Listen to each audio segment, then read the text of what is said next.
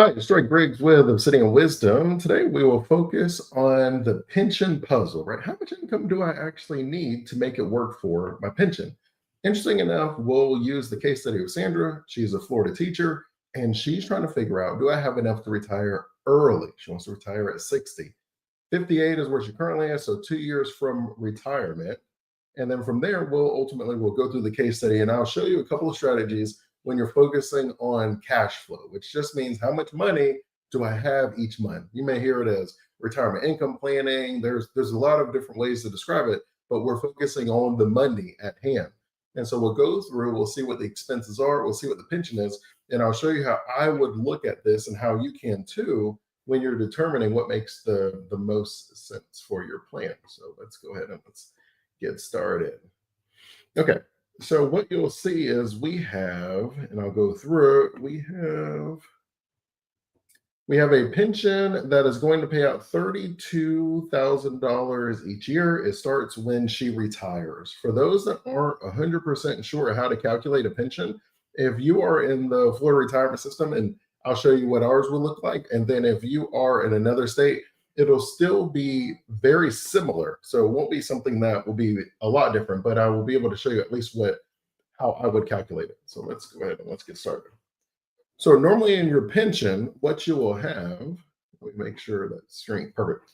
So normally in your pension, what you will have, and I will change the color and I will highlight this up, is you're going to have a pension multiplier, and that amount will change for each of us depending on our state and how our state sets the rules up. So in Florida, our pension multiplier is 1.6%.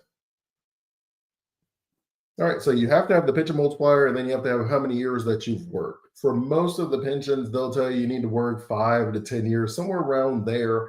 In Florida, if you had a pension before 2012, then you had to be working a minimum of 5 years to be able to receive a pension. It is currently after 2012 set at 8 years. Normally, what that amount will also means is those are the best number of years you take. So if you're earlier, you just need your best 5 years. And so you'll see oftentimes in Florida, if you're like a state trooper or a firefighter, a police officer, a teacher, normally you'll hang around those last years if you can make more. Naturally, if you're in like police officers, it wouldn't be uncommon in their last 5 years that they pick up a lot of extra shifts so that they're able to increase those last 5 years of their income. And so currently in Florida, it's set at 8 years. And so for this particular one, so let's say, so basically it'll be your years. Then you multiply your years by your multiplier. And then you'll multiply the multiplier by whatever your income is for those best, ultimately those best 5 years. And so we'll go through a couple of ways for you to be able to calculate that, and then we'll be able to kind of go from there. So normally what you'll do is you would take your multiplier and then you multiply your multiplier by the number of years that you work. So let's say that we had 30 years as our career, and then you multiply that by 1.6. If you take 30 times 1.6, that gives you, right, 48. So that lets us know that whatever the salary amount is, 48% of that is what the pension would be. Right. And so that was generally going to be true for any of you. Whatever your multiplier is by how many years you work, that tells you what percentage of your best annual salary that you receive as your pension. And so your multiplier is higher, you get to receive more of your salary. If it's lower, you receive less of your salary. So we know that 48% of our salary is what we receive. And so from there, we would say, all right, well, how much did we have as our best 5 years? And then we'll say 60K. So then you would take $60,000, multiply that by the 48%, and that would give you 28,800, right? And so that would be how you would calculate that. Now, for our particular situation, our pension is actually 32,000, right? So when you multiply how much she made over her best years, that's how much she gets to receive in her pension.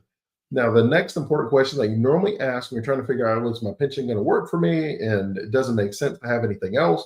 Normally, you would then say, all right, do I have a COLA, right? So COLA, the abbreviation COLA, is cost of living adjustment. And so in Florida, with the Florida retirement system, if you had a pension before 2012, yes, you have a COLA. They gave you those adjustments with inflation and you increase how much you receive. After 2012, they removed the COLA. So you do not have the cost of living adjustments which is a very fancy way of saying that you don't keep up with inflation. So if you remember back in the day when you were able to get gas for like $1 and some change, and now it's like 300% higher than that, if you don't have a cost of living adjustment, you only have the income to buy the gas at the previous price.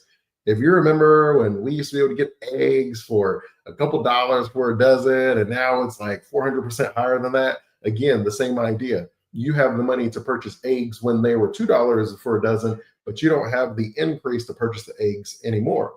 If you are not keeping up with inflation, it is normally a sign for me that we have to have some income that is generated from an asset that keeps up with inflation. So we'll go back to the case study. Hopefully that makes sense for you. Okay. All right. So then when you go back to the case study, so we have the 32,000 bucks, and then we'll look at what the goals are. So the goals are retire at 60 in 2 years, have about 4,800, so about 48,000, 4,800 a month. I think that would end up being 4,800 a month times 12. So we want to have about $58,000 a year is what our expenses are going to be. And then you have your health and the vacation we want to do about $3,000. We want to do at least one every year, keep up with inflation. And then we want to have home improvement, we want to remodel parts of the home. But we had mentioned, well, we want to make sure we avoid IRMA. And so for those that don't know, all IRMA is a very fancy way of saying that the United States keeps track of how much money that you spend as you're getting close to retirement. And if you end up spending a certain amount, that counts as far as saying, oh, this person should be at a higher bracket. So they will end up paying a higher amount for their Medicare premiums. And you obviously you don't want that because you're going to pay the Medicare premiums the rest of your life. And so normally it makes sense where we'll look at where the brackets are. And if we could wait, then we would wait. And so in this particular situation, we're talking about just remodeling a home. So it made a lot of sense to just wait. And so that's what we ended up doing for her. And so that's why we waited till after Medicare started. The long-term care, I always leave that in there just as a heads up, not saying that we need to actually account for it, but it is something that I would recommend thinking about because we know that 7 out of 10 people 65 and older have at least one long-term care episode. And so normally that means if I'm going to have at least one, that I should be mindful of what that cost will be. If I have to go to the doctor, because a lot of times we're like, hey, I have life insurance, so if I die early, I'm cool. All right, fine. What if we have something that takes 3 months, 6 months, and it's an expense I have to pay? I have to go to physical therapy, and you pay them $100 every time you show up, and you go 3 days a week, and you do that for 5 months. Do we have something that accounts for that? And that's really the idea here. That is not always a big thing where I have to have a home health aide come to my house and help me move around. Sometimes it's just like, hey, I had knee surgery and I have to pay for physical therapy. What does that look like as far as me covering some of these expenses? So I normally will show them just to be able to see what it is. And so if you wanted to have someone visit you in the home, then nationwide, that would be about $75,000 a year. If you wanted to be in an assisted living facility, that'd be currently about $71,000 a year. And if you wanted to be in a nursing home where basically everything is taken care of, 24/7 coverage, well, that's going to be naturally the most expensive option. And that's currently at about $130,000 a year. And so we just simply have those numbers where you're aware of it, you're thinking of it as far as my retirement and what that would look like. From there, we would then, let me go back to it. So from there, we would then normally look at the income. So we have our 60K as our salary, 32K for the pension. Currently in savings, we contribute $7,000 to a Roth, and then we put in another $12,000 in a 401k.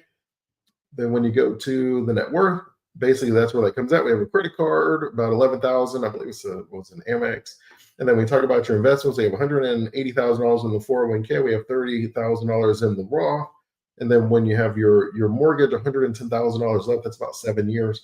And then we have a car that has about I think it was maybe 2 years that was left. And so that was about 12,000 that was left. Property is currently set at 900,000, been at the property for about 23 years. And so we have about 7 years left on the mortgage, which would then bring us to 67. Normally, when you're thinking about retirement and you're focusing on cash flow, like, will I have enough money to pay my bills? Normally that exercise ends up being one where you look at your bills and you're like, when would I be able to get rid of these? So when you're looking at, right, boom, this is what we see right away. And then we have to start getting into the planning strategy. just looking right away, it doesn't end up working out with the expenses. So I'm going to go and show you what the cash flow looks like so you can see how maybe that would help you as far as your retirement planning. So we can see that we're basically, as soon as we retire, basically the money, we end up spending most of it based on the goals that we had set and the income that we have. One thing that we did notice is the investments were okay, as far as 35% in the market, and the 65% is a little bit in the bonds is a little bit conservative, but it was okay. And then we simply were like, maybe we could look at something more moderate. Not necessarily the most important thing on this one, but it is just something we normally look at.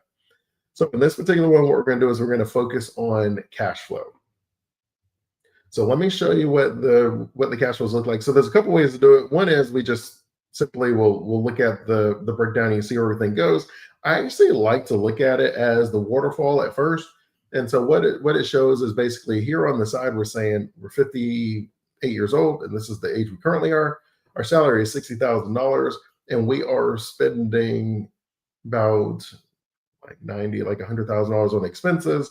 And then we have our taxes and then the planned savings if we maintain that. And you can see that we're not able to actually, maintain that.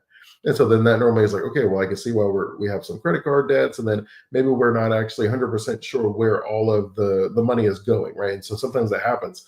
Sometimes I've seen on both ends, or we'll put the plan together and be like, hey, this says that you have an extra $10,000 a month sitting around.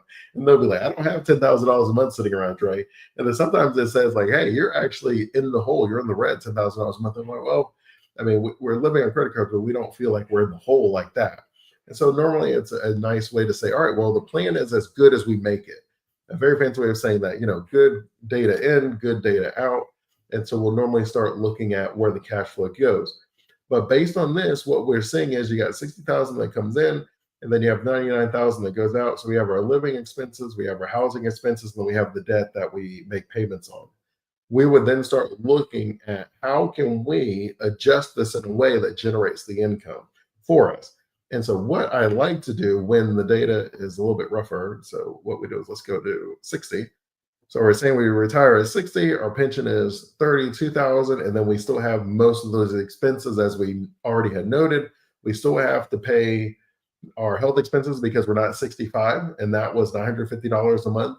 So we're in the Affordable Care Act, the Obamacare, the exchange. So that's $950 a month. We have our housing expenses, and we still have our living expenses that have gone up with inflation. It's assuming that we're maintaining the same lifestyle.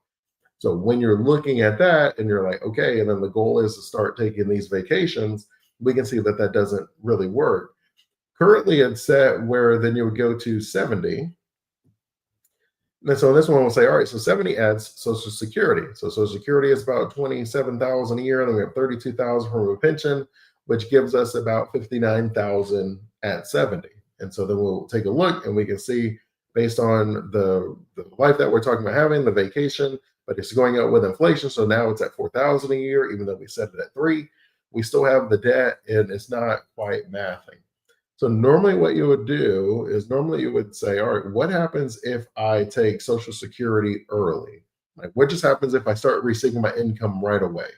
And so if you start receiving the Social Security as early as possible, and then we'll say, all right, so I want to receive Social Security at 62. I think that's what we said.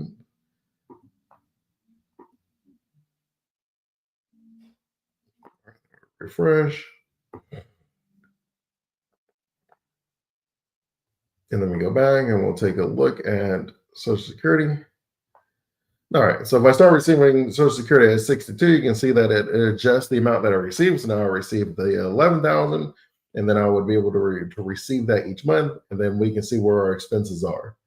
When you're starting from scratch, where it's like, hey, this is not going to work. Normally, what I'll do is I think of it almost like a puzzle, and so I'll share my whiteboard with you, and then we'll just basically go through the exercise, and we'll just see what we can fit in the puzzle before we just say no, we can't do it. Because sometimes what we can do is we can make some shifts and some things, but if it doesn't work, then it doesn't work. We'll say, all right, well, maybe we need to work an additional, at least till 65, so that we can have the Medicare, so we don't have the $950 a month. And then you also would have your car paid off by then. And then we could even say if we made extra payments on the home, then we could have the home paid off. So now when you're 65 and you retire, You'd have your pension at the 32 and probably bumped up a little bit because you didn't start it yet. But we'll assume that you probably have most of your best years. So you have your pension at like 32,000. Then you have your Social Security if you wanted to start that, and you've already paid off your house, your car, and then you would basically have whatever's left on the credit card. Right? It's not impossible that we didn't pay off the credit card, but that's basically what we have left. If we start there, where you have your house paid off, you have your car paid off, and you just have a credit card, then you can say from there, can I build a retirement plan if I just waited that long? And then the answer would most likely be yes. So one of the things that we would then think about is, well, we do have inside of our 401k, we have like I think it was $180,000. What if we just paid off the mortgage? Again, that would be another thing to consider. What if I just paid off the mortgage? So let me go ahead and clear off this board, and then we'll go through what some of these thoughts would look like. So normally what we would do is we would say, all right, let's take our income streams. So we know that there are numbers that say 65% of self-made millionaires have at least 3 streams of income. And these income streams are normally going to be either in a rental property, it's going to be in the stock market, or it's going to be in your business, right? So it's going to be in one of those 3 asset classes. And then from there, we decide how we want to build our plan. For this particular one, normally if you're going to have a pension, so we'll say we have our pension income, and that is 32K. And then from Social Security, we know that on average, Social Security is currently about 2,000. So we'll say like 24K. Right, so right now we would have 56K is where our starting point is. That's basically like, hey, what can we fit inside of here? And then if you have inside the stock market, you have $180,000. If we just did very simple math to make it nice and easy for me, if I did the 4%, so if I just did the 4% withdrawal strategy, I did not touch this money, then I would have an additional $7,200 that I will be able to spend from this, and that would probably last me 20 to 30 years. Right? So it would be something that would last me until, right, we're trying to plan out to 90, so that we have that comfort. So I have $72,000. The question then becomes, is it more valuable for my plan to have the $7,200 that I can pay towards my bills each and every month, and then I possibly can live off of that as well? Or does it make sense for me to use that money and just pay off the home, right? So that's normally what the question is when you're talking about income planning. And then it depends on like your risk tolerance and the lifestyle and all these other things. Normally, if you're already going to have maybe like 7-8 years left on your home, basically what we're saying is if you have 7-8 years left on your home, that's about $1,200 a month. And then that would be, right, so that'd be $1,200 a month times 12. So that would be about $14,400 every single year. So that's what we have a month, and that's what we have a year. So this asset is going to generate me $7,200 every single year, assuming that we have the 4% withdrawal strategy. My home is going to cost me about $14,000 every single year for the next like 8 years. And so I would then basically start putting these numbers together to see what my break even is, my bare minimum, whether I can retire or not. And so normally if we have 2 years left on the car, and I believe that was like $400 a month times 2 years, so that is $9,600, right? And so I think and then you'd have the interest, so it's probably about $12,000. So we have $12,000 left on the car, and then that is $400 a month. So what we're doing is we're basically going through creating the plan. You have 2 choices when it comes to income planning. You either focus on the cash flow, which is how much money can I free up for this person to then be able to use to live off of. And then the other choice would be, well, I want to have the asset and I don't want to sell the asset. What do I do to be able to keep the asset and spend the money? And so those are basically the 2 choices. You have 2 options here. So option number one is we would take the $180,000 and then we would pay off. So you would pay off, right? So it's option number one. So I basically would pay off the car and I would pay off the house. And so I would say, you know what? I'm going to forego. I'm not going to worry about the $7,200 every single year. I'm going to focus on getting out of debt so that I free up my cash flow. And so from there, I'm going to then be freeing up $400 a month. And then from here, I'm going to free up $1,200 a month. Right. So that's how much I'd free up. And then if we go by a year, then that means I would be freeing up $26,000 every single year. So now that's gone. That's just money that I'm able to then live off of. So now I would go back and look at my pension and I'll say, all right, my pension is $32,000. I have now paid off my house. I've now paid off my car. And then we could even go through and pay off the credit card. Be like, you know what, boom, get rid of the credit card as well. That was 11K. So now I just have my food and my normal maintenance items. Could I live off of the 32,000? Right? Would that work for me? And then that would basically be 2 years. So I have my $950 that I need to pay each month. That would be for those next 5 years to get me to Medicare. And then would I be able to live off of that? And then that would be option number one. I pay off all my bills. I have the lowest possible expenses. And then I just live off my pension. And then as I take Social Security as soon as I can. So at 62, and then I basically live like that. Right. So then that would be one option. I don't have a lot of debt. I have my pension, I have my Social Security. I'm probably going to be okay. My Social Security goes up with cost of living, but on the other end, my pension does not. And so that would be something that we would have to think about as far as in the future rising expenses. Option number two is I just keep paying them like normal. So this one, we would be focusing on just getting out of debt, but we don't need to do it any quicker than it already happens. We may be able to pay a little bit extra each month, maybe, but our main focus is we're going to keep all of our assets. And so on this one, normally what we're thinking is there a way for me to be able to not take my Social Security at 62, but I have my pension income, and then I'm trying to live off of my $880,000 in like my 401k, right? So I'm trying to live off of that. So in option number two, we would try to delay Social Security. And basically you'll take your pension at 32K, and then you'll take your 7K from your 401k that's left. And then that would basically put us at 40K. And so, all right, now 40K, am I able to pay a lot of these bills and maintain that? And then as long as I can wait, I'll wait because I know that I'll receive a large amount of Social Security.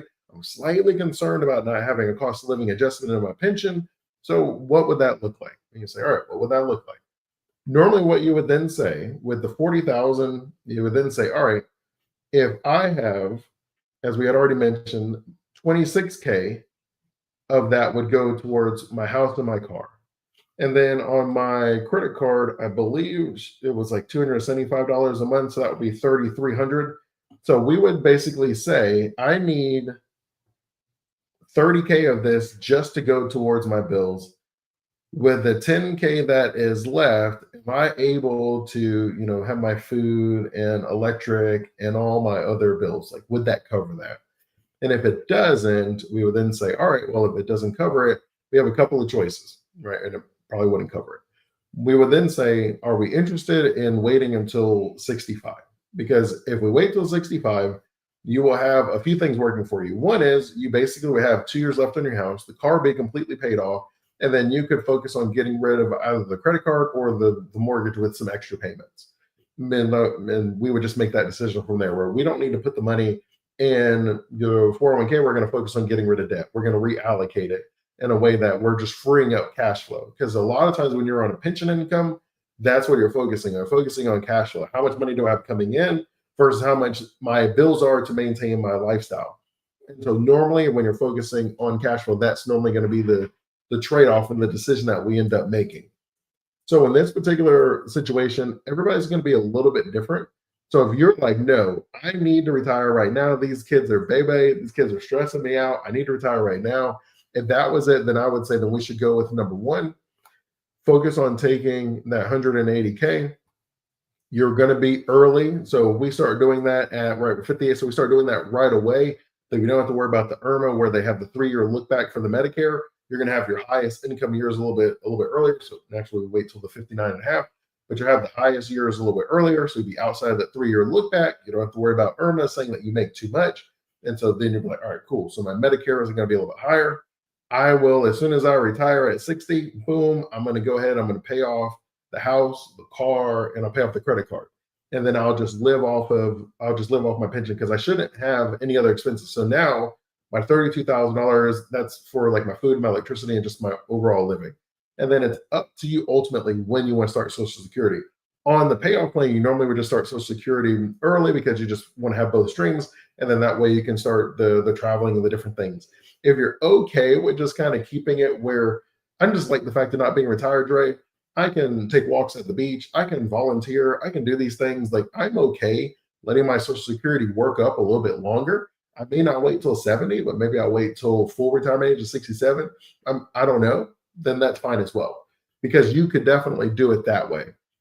And so for this particular one, that is the one that she ended up deciding with, where she was like, I just really want to be able to retire at 60. I'm good. Done 30 years, life, rainbows and Skittles. What can I do?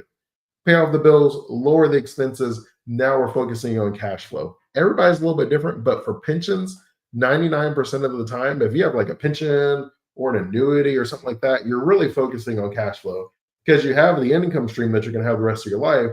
And you're just trying to make sure that you have a certain amount.